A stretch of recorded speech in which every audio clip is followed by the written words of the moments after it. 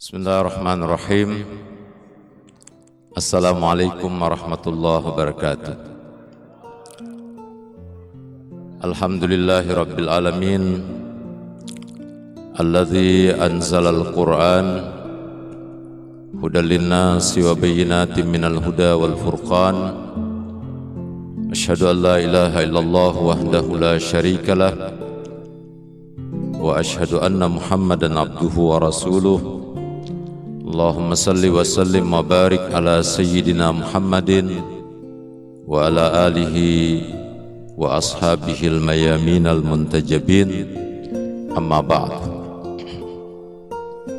Bapak-bapak, ibu-ibu, para pemirsa yang ikut melalui program YouTube yang sama dimuliakan Allah Subhanahu wa ta'ala. Alhamdulillah, malam ini malam kedua bulan suci Ramadan tahun 1444 Hijriah. Sekian tahun kita semua telah dianugerahkan oleh Allah Subhanahu wa ta'ala kemuliaan dan kesempatan untuk terus-menerus menjalani ibadah dengan sebaik-baiknya, tidak lain dalam rangka taqarrub ilallah, dalam rangka agar kita semua bisa menjalani kehidupan kita setahap demi setahap, dalam rangka menjadi orang-orang yang mendapatkan kemuliaan di sisi Allah Subhanahu wa ta'ala melalui bimbingan Rasulullah sallallahu alaihi wasallam, keluarganya yang suci, ahlul baitnya yang suci alaihi wassalatu wassalam. Alhamdulillah, kita semua bermohon pada Allah Subhanahu wa ta'ala di malam-malam bulan suci Ramadan, semoga kita dianugerahi taufik oleh Allah, dianugerahi kesehatan untuk senantiasa taat menjalani amal-amal ibadah yang paling mungkin kita lakukan, sebagaimana yang telah dituntunkan oleh Rasulullah sallallahu alaihi wasallam dan para imam maksum alaihi salam, yang tentu di dalamnya tidak lain dalam rangka agar kita meraih satu kualitas yang oleh Allah janjikan di dalam Al-Quran, yaitu manusia bertakwa.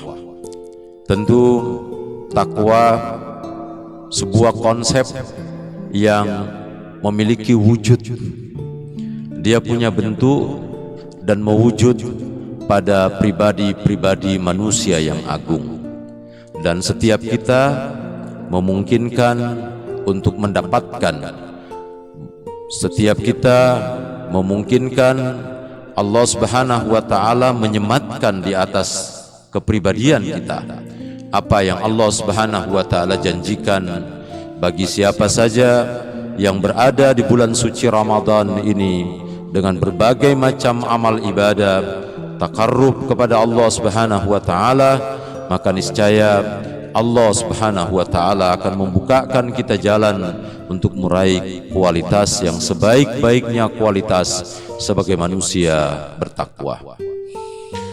Jemaah, Bapak dan Ibu yang saya muliakan, hari-hari bulan suci Ramadan sebetulnya adalah hari-hari pembentukan kepribadian kita, hari-hari untuk menuntun kita sampai kepada kualitas manusia yang sempurna, insan kamil, manusia yang betul-betul tidak saja membangun hubungan kepada Allah, hablum minallah, tetapi juga memperbaiki hubungan kepada sesama manusia, hablum minan nas. Hablum minallah wa hablum minan nas adalah dua konsep yang setara. Setara dalam pengertian tidak boleh hanya ada satu yang baik. Kita tidak boleh hanya baik kepada Allah, tapi kita menanggalkan hubungan kemanusiaan kita. Sebagaimana kita tidak saja boleh hanya baik kepada sesama manusia, tapi hubungan kita kepada Allah Subhanahu wa ta'ala berantakan. Di dalam agama kita sebetulnya setiap orang yang memiliki hubungan baik dengan Allah Subhanahu wa taala meniscayakan itu pasti akan memiliki hubungan baik kepada sama manusia.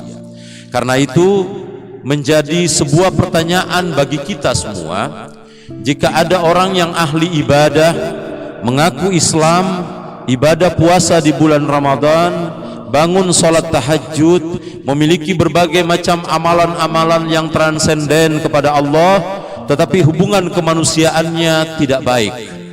Dia menciptakan keonaran di dalam kehidupan sosial. Dia menjadi orang-orang yang tidak toleran. Dia menjadi orang-orang yang tidak menghargai hak manusia, dengan semena-mena mengambil hak-hak orang lain. Kita tahu bulan suci Ramadan mengajarkan kepada kita bagaimana hidup sebagai seorang mukmin yang moderat, sebagai seorang mukmin yang memiliki dan punya kemampuan membangun keseimbangan hubungan sosial dengan sebaik-baiknya. Kalau kita mengikut riwayat, ketika Rasulullah sallallahu alaihi wasallam Mi'raj ke Sidratul Muntaha, Allah Subhanahu wa taala berfirman kepada Rasulullah, "Ya Ahmad, apakah engkau tahu apa makna dari puasa yang di dalamnya menahan untuk tidak makan dan minum, untuk haus, untuk merasakan kelaparan?" Kata Rasulullah sallallahu alaihi wasallam, "Ya Allah, aku tidak tahu kecuali apa yang engkau beritahu kepadaku."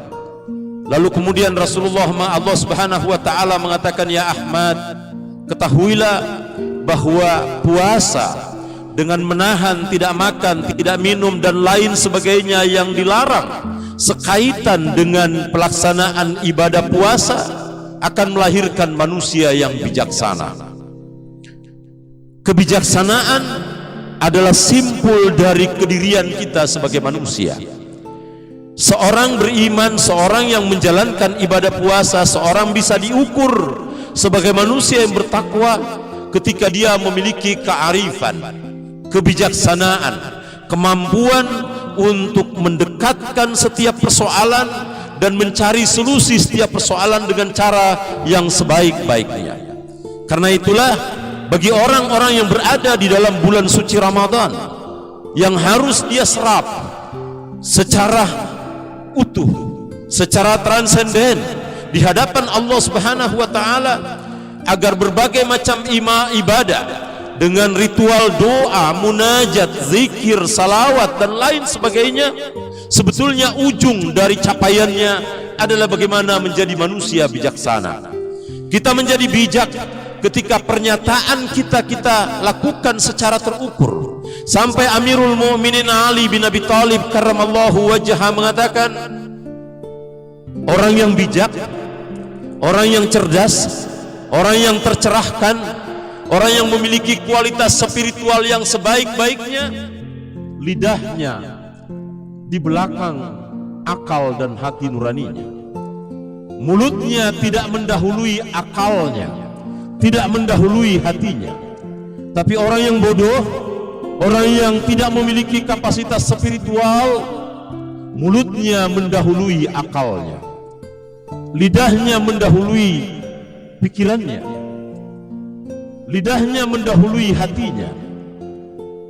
Rupanya ukuran seseorang untuk bijak di dalam menciptakan hubungan yang baik, yang diawali antara lain ketika kita mengungkapkan ekspresi kita. Salah satu cara untuk mengungkapkan ekspresi kita itu adalah pernyataan-pernyataan, perkataan dan pembicaraan. Di sana menggambarkan suasana batin kita, menggambarkan suasana kepribadian kita, sehingga ketika orang berbicara secara kasar, tidak senonoh, semena-mena, menyakiti orang lain, menghina orang lain, memfitnah, merendahkan dan lain sebagainya, ketahuilah pihak seperti ini kalau tidak menemukan dasar-dasar rasionalitasnya yang benar untuk menyatakan dan mengklaim seseorang itu rendah, hina, maka sebetulnya pikirannya, mulutnya di belakang akalnya.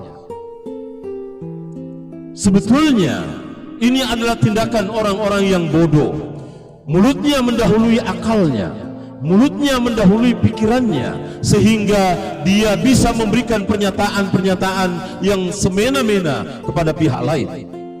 Hubungan yang harus kita bangun antara lain supaya hubungan ini harmonis, toleran, moderat dalam kehidupan beragama, dalam hubungan kemanusiaan kita. Cukup Imam Ali bin Abi Thalib alaihi salam mengatakan kepada kita bahwa setiap manusia, setiap makhluk adalah bersaudara. Kalau tidak bersaudara karena seiman, maka ketahuilah bersaudara karena sesama ciptaan Allah Subhanahu wa taala. Salah satu cara bagi kita untuk menghormati dan mengagungkan Allah adalah memuliakan semua ciptaannya.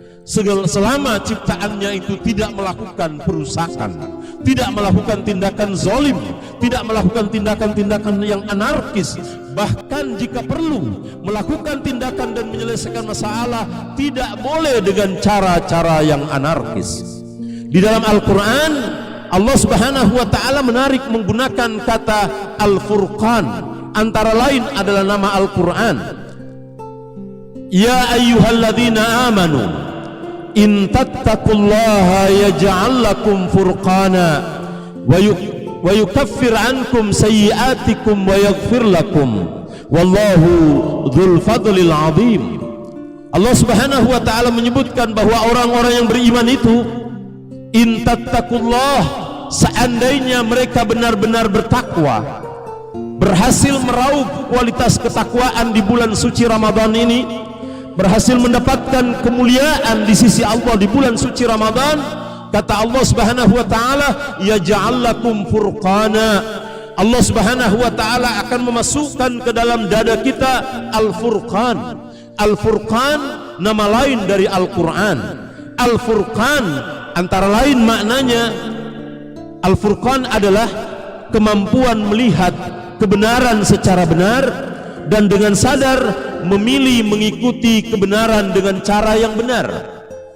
Al-Furqan adalah kemampuan melihat kebatilan secara benar dan dengan sadar memilih meninggalkan kebatilan juga dengan cara yang benar. Itu Al-Furqan. Jadi ada banyak orang ketika ingin melakukan penyelesaian masalah, katanya demi dakwah amar ma'ruf nahi mungkar terhadap satu problem, dia melakukannya tidak dengan cara-cara yang benar, justru alih-alih ingin menegakkan kebenaran, justru menciptakan anarkisme di dalam kehidupan sosial.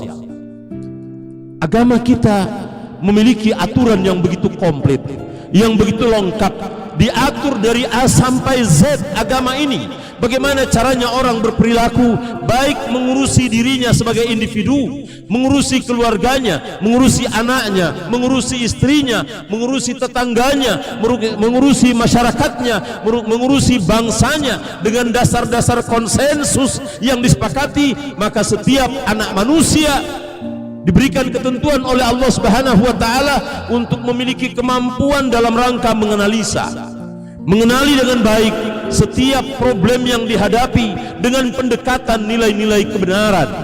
Dan karena itulah orang yang memiliki Al-Furqan, ketika dia mendapatkan kualitas sebagai orang yang bertakwa, yaj'al lakum furqana wa yukaffir ankum sayyi'atikum wa yaghfir lakum. Orang yang mendapatkan Al-Furqan karena mampu memilih kebenaran dengan cara yang benar dan memilih meninggalkan kebatilan dengan cara yang benar di dalam seluruh problem kehidupannya. Bapak dan Ibu yang saya muliakan, kalau kita buka lembar-lembar kehidupan kita sepanjang usia kita ini, kita bisa menemukan berapa banyak masalah yang telah kita lalui, berapa banyak urusan yang telah kita selesaikan, berapa banyak problem yang kita hadapi setiap saat, dan berapa dari masalah, problem, dan setiap persoalan yang di dalamnya kita terlibat, kita melakukannya dengan cara yang benar. Kita mengendalikan diri kita dengan cara yang baik. Kita menempatkan diri kita dalam setiap persoalan. Kita mengambil peran dalam setiap masalah. Benarkah ketika kita mengambil peran itu, kita benar-benar bisa memberikan solusi yang terbaik? Kita harus menjadi problem solver di dalam kehidupan masyarakat, bukan menciptakan masalah demi masalah. Orang yang bertakwa, ketika Allah Subhanahu wa taala menyebutkan wa'tasimu bihablillahi jami'a wa la tafarraqu wazkuru ni'matallahi 'alaikum iz kuntum a'da'an fa'alafa baina qulubikum fa asbahtum bi ni'matihi ikhwana. Allah Subhanahu wa taala menyuruh kita untuk memilih kebenaran, sampai berpihak kepada kebenaran, tidak boleh bercerai-berai. Dan sikap memilih dibutuhkan sikap yang moderat, tasamu, tahu bagaimana melihat, tahu bagaimana menempatkan setiap urusan, tahu bagaimana memilih dengan baik. Sebab memilih dengan benar, memilih dengan baik menempatkan kita pada posisi yang sebaik-baiknya untuk mengukur setiap pilihan kita. Apakah kita bisa pertanggungjawabkan di hadapan Allah atau tidak? Jemaah yang sama dimuliakan Allah, tadi barusan kita membaca doa iftitah. Dalam doa iftitah, di antara yang kita minta, di dalam rangkaian doa iftitah, kita mohon kepada Allah Subhanahu wa taala daulatin karimah. Ada sebuah pemerintahan, ada sebuah tatanan kehidupan sosial, ada sebuah tatanan peradaban, yang di dalam tatanan peradaban manusia itu dibawa sebuah kepemimpinan yang dikendalikan dengan baik dan benar. Setiap penduduk, setiap warga, setiap individu, setiap umat yang ada di dalamnya semestinya harus berkenan mengambil peran dengan mengetahui apa yang menjadi kapasitasnya masing-masing. Bulan Ramadan ini adalah bulan untuk pengisian dari kapasitas kita, keandalan kita, kemampuan kita, apa yang bisa kita kontribusikan bersama ketika kita minta, ya Allah anugerahkan kepada kami pemerintahan yang daulah al-karimah. Kalau kita baca doa munajat Sya'baniyah atau dalam rangkaian doa-doa di dalam bulan Sya'ban, kita bilang begini antara lain, wala tusallit alaina man la yarhamuna. Kita antara lain berdoa seperti itu, ya Allah, jangan engkau kuasakan kami, jangan engkau kuasakan kepada kami orang-orang yang tidak memiliki kasih sayang, orang-orang yang di dalam hatinya akan menciptakan kerusakan karena tidak memiliki kasih sayang, tidak memiliki kerahiman, tidak memiliki kemuliaan untuk memuliakan harkat dan martabat umat manusia. Jadi sebetulnya sasaran dari amal ibadah puasa Ramadan yang kita lakukan setiap saat ketika kita ingin dibentuk menjadi manusia yang bertakwa oleh Allah Subhanahu wa taala melalui amal-amal ibadah yang kita persembahkan kepada Allah. Kita semua ini ingin membawa persembahan kepada Allah, dan persembahan ini harapan kita adalah Allah Subhanahu wa taala menghargai apa yang kita bawa kepadanya dengan penghargaan, agar supaya kita dihiasi oleh Allah dengan akhlak karimah, kemuliaan, kesempatan untuk menata kehidupan kita yang hidup, mulai kehidupan kita dalam rumah tangga, mulai kehidupan kita dengan anak-anak kita, mulai kehidupan kita dengan tetangga kita, menciptakan hubungan yang harmonis, yang moderat, yang baik antara satu dengan yang lain. Karena mustahil kehidupan pribadi kita saja tidak moderat kepada diri kita, misalnya, mustahil akan moderat kepada orang lain. Kalau ada orang yang tidak moderat terhadap keluarganya, mustahil untuk moderat kepada orang lain. Sementara agama ini mengajarkan kepada kita, bersama dengan kukuhnya keyakinan kita, idealisme kita, ideologi kita, kita juga diberikan oleh Allah Subhanahu wa taala peluang untuk menghargai perbedaan-perbedaan yang ada di tengah kehidupan masyarakat kita. Dan dengan penghargaan atas perbedaan itu bisa menjadi media bagi kita untuk membuka ruang, mengkomunikasikan pikiran dan pandangan keagamaan kita dengan prinsip-prinsip ajarannya. Bagi ruang yang tidak lagi membuka ruang moderasi dalam kehidupan beragama, maka mustahil terjadi dialektika komunikasi. Mustahil terjadi komunikasi yang baik antar masyarakat. Dan yang muncul adalah kecurigaan-kecurigaan. Yang muncul adalah fitnah demi fitnah.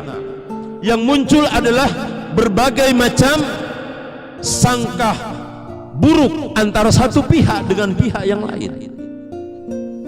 Al-Quran, Allah Subhanahu wa Ta'ala, para ma'sumin alaihi mussalatu wassalam mengatakan dan mengajarkan kepada kita, kalau ada masalah, kalau ada problem, kalau ada situasi yang tidak kondusif antara kita, Allah Subhanahu wa Ta'ala mengatakan syawirhum fil amr, musyawarakan urusan kalian.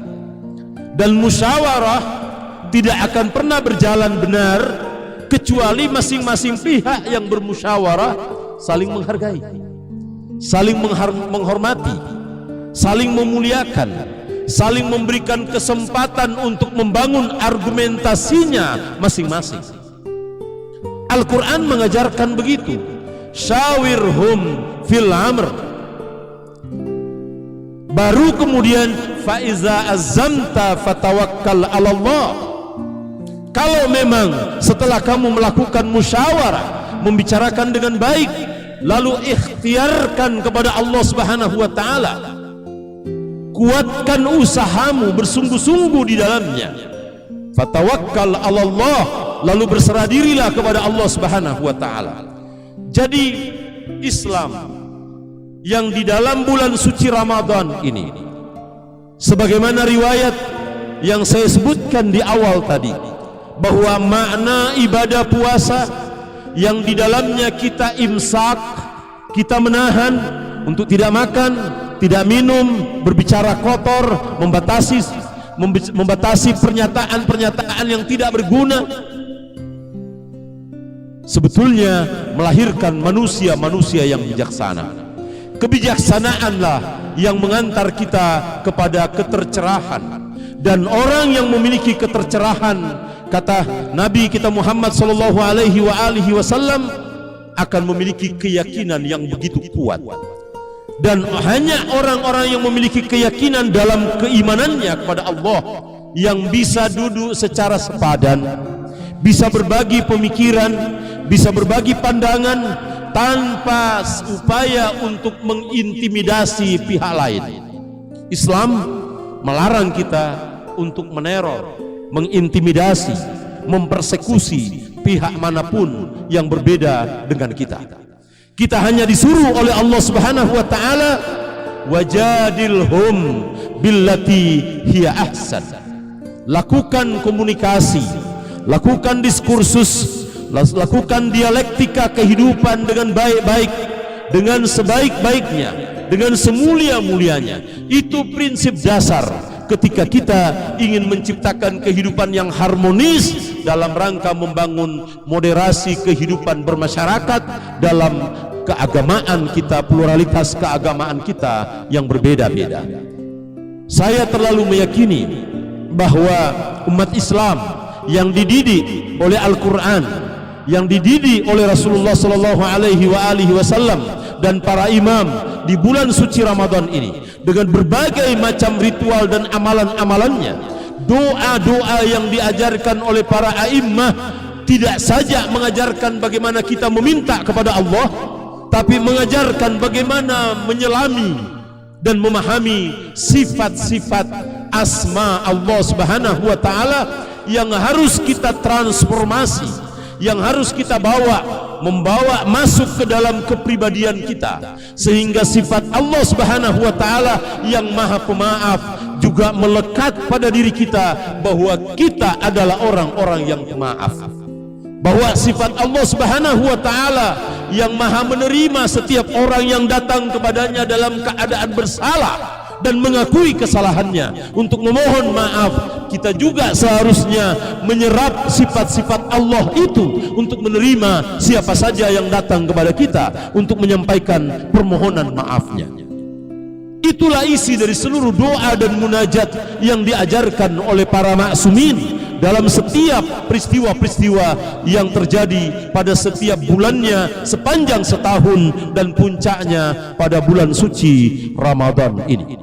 Mudah-mudahan kita termasuk di antara orang-orang yang kalau kita baca doa Jaushan Kabir, kita mengatakan, diajarkan dalam doa Jaushan Kabir, ya man adharal jamil, wahai engkau Tuhan yang hanya menebarkan kebaikan demi kebaikan. Itu Allah. Allah Subhanahu wa ta'ala menunjukkan sifatnya kepada kita. Sebetulnya kalau kita pengamal doa Jaushan Kabir di malam-malam Lailatul Qadar, maka kita sejatinya menjadi orang-orang yang setiap saat dengan media sosial yang kita punya menebarkan ajaran cinta, ajaran kedamaian, ajaran moderat, bukan ajaran caci maki, celah mencela, hanya karena perbedaan pandangan politik, pilihan politik dan lain sebagainya. Kita membaca doa Jaushan Kabir, dan doa itu mengajarkan kepada kita bahwa Allah Subhanahu wa ta'ala pekerjaannya hanya dalam rangka menebarkan kebaikan demi kebaikan kita. Dalam sebuah hadis qudsi, dalam sebuah riwayat, dalam hadis qudsi disebutkan, menutup pembicaraan saya, diriwayatkan bahwa setiap kita dikawal oleh satu malaikat, dan malaikat itu memiliki 99 sayap. Setiap kali kita berdosa, satu lembar sayap itu terbakar oleh panasnya dosa yang kita ciptakan. Karena setiap dosa kita menciptakan bara api neraka, kecuali setelah diampuni oleh Allah. Setiap kita menciptakan dosa, sayap-sayap malaikat yang menutupi aib kita, malaikat yang menyertai kita memiliki 99 lapis sayap, dan itu dalam rangka membungkus aib-aib kita. Setiap kali kita berdosa, membakar setiap lembar-lembar sayap itu, sampai pada ketika seluruh sayap itu habis terbakar, malaikat ini datang kepada Allah Subhanahu wa ta'ala. Dia mengatakan, ya Allah, tubuhku sudah tidak cukup mampu lagi menahan bara panas dari dosa yang diciptakan oleh hamba-Mu. Apa yang aku harus lakukan, ya Allah? Allah kemudian berfirman kepada malaikatnya, seandainya bahkan tubuhmu harus hancur demi menutupi aib dari hambaku, maka tidak apa engkau tubuhmu harus terbakar hancur demi menyembunyikan aib dari hamba-hambaku dari mata sesamanya manusia. Jemaah yang sama dimuliakan Allah, bulan Ramadan adalah bulan dan kesempatan bagi kita untuk datang kepada Allah Subhanahu wa ta'ala, agar lembar-lembar sayap malaikat yang menutupi aib kita terbangun rapi lagi, sehingga tidak ada kesempatan bagi orang lain untuk melihat aib kita kecuali setelah diampuni oleh Allah Subhanahu wa ta'ala, dan kita berkumpul di hadapan Allah Subhanahu wa ta'ala bersama dengan Rasulullah sallallahu alaihi wa alihi dalam kelayakan yang selayaknya hamba yang mendapatkan ampunan di sisi Allah Subhanahu wa ta'ala. Semoga Allah Subhanahu wa ta'ala menjadikan amal ibadah kita pada malam-malam dan siang-siang selama sepanjang bulan suci Ramadan ini, kita bisa mendapatkan kesempatan, diberikan taufik oleh Allah Subhanahu wa ta'ala untuk meraih kesuksesan dengan kualitas takwa, hadiah dari Allah Subhanahu wa ta'ala untuk kita semua. Walafu minkum billahi taufik wal hidayah. Assalamualaikum warahmatullahi wabarakatuh.